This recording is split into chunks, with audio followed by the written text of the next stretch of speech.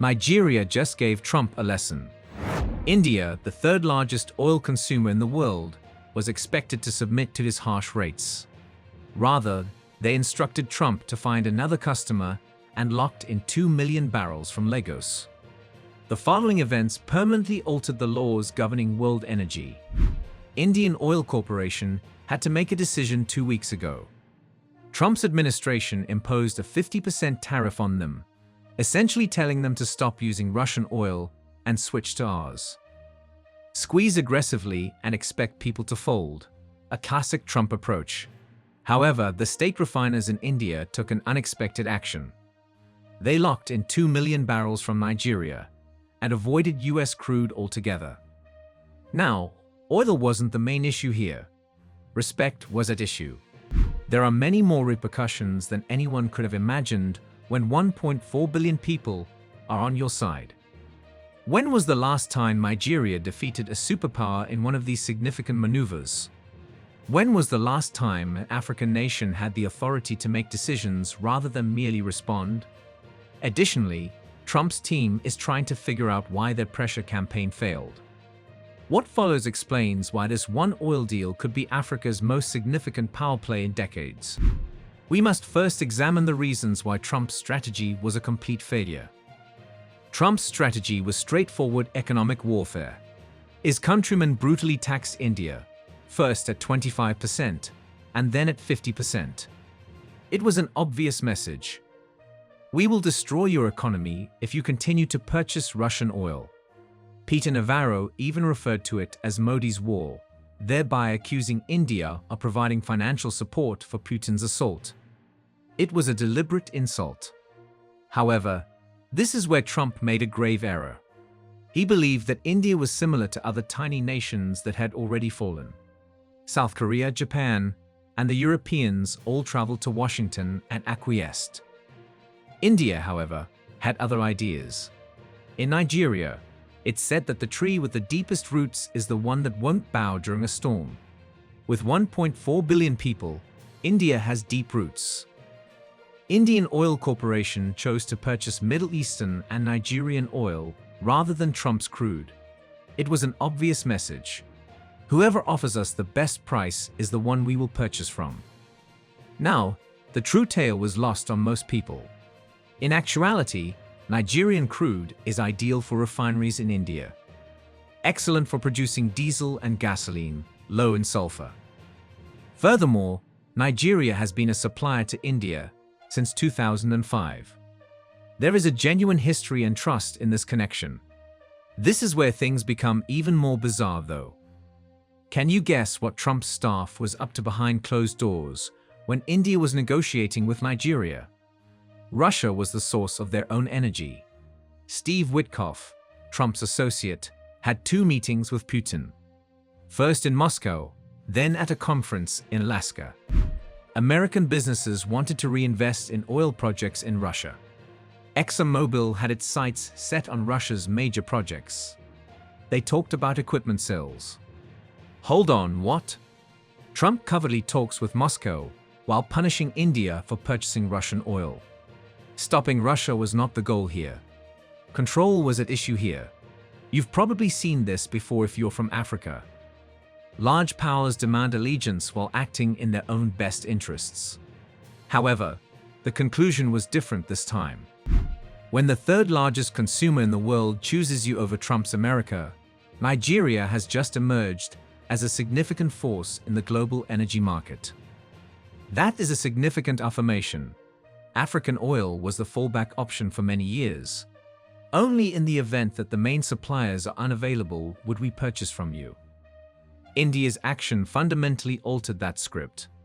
Nigerian oil is suddenly the preferred option. Other major nations are taking notice: Brazil, China, and Turkey. They want to know if India can defeat Trump. Why are we unable to? According to an African proverb, a tree's decaying roots cause its branches to die. Trump's hegemony in energy is beginning to falter. Africa is becoming more powerful. Something more significant about the future is revealed by what's going on underneath. This is much more than just oil. Trump just gave China its greatest win in a long time.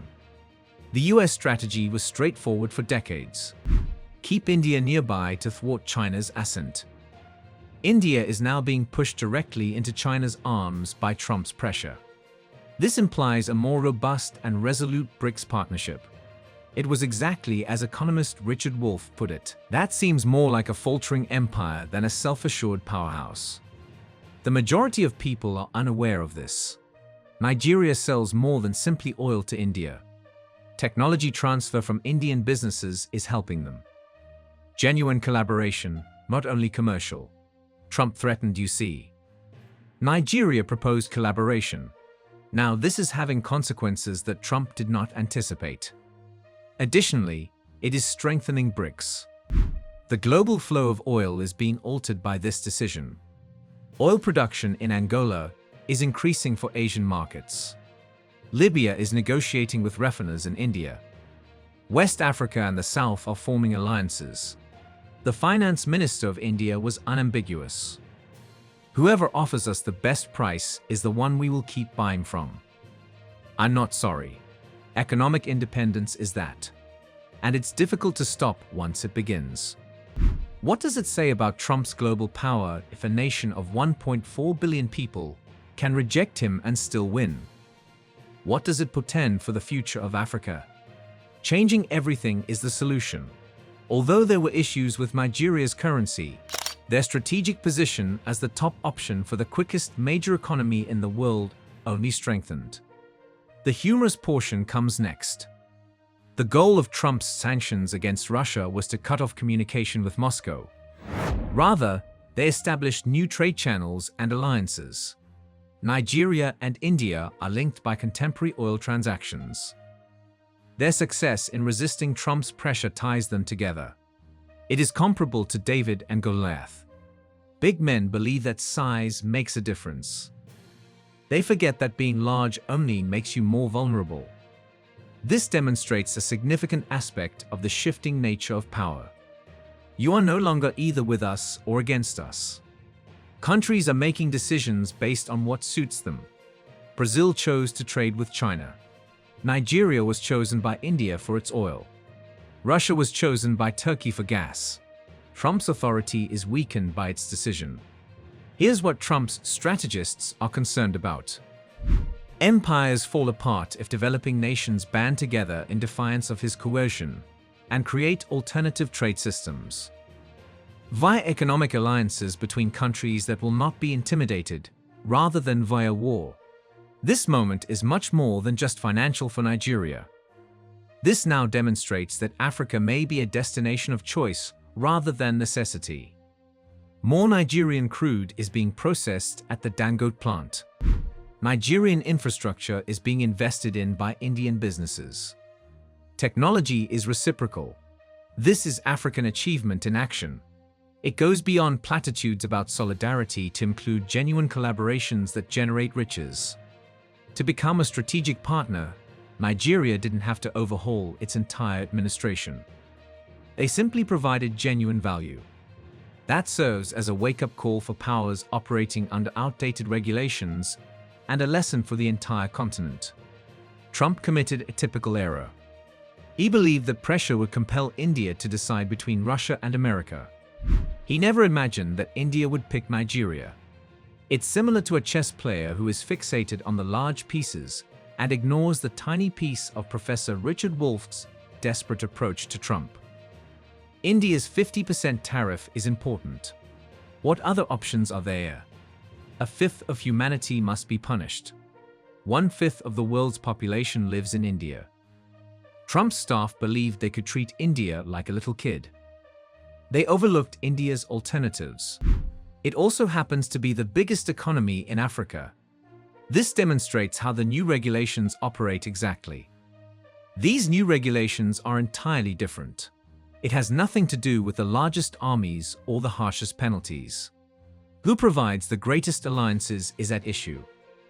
Trump made threats. Opportunities were available in Nigeria. Trump called for allegiance. Value was supplied by Nigeria. Trump continued to play the same old game. The new one was played by Nigeria. The outcome? An alliance that strengthens both nations while undermining Trump's power in two crucial areas.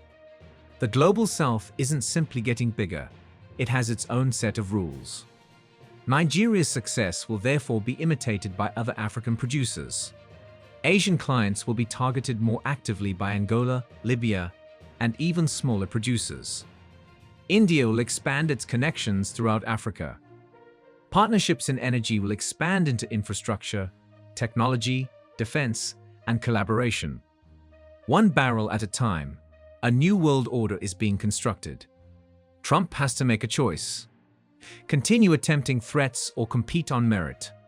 Against India, the threat book just did not work. Whether Trump can adjust isn't the question.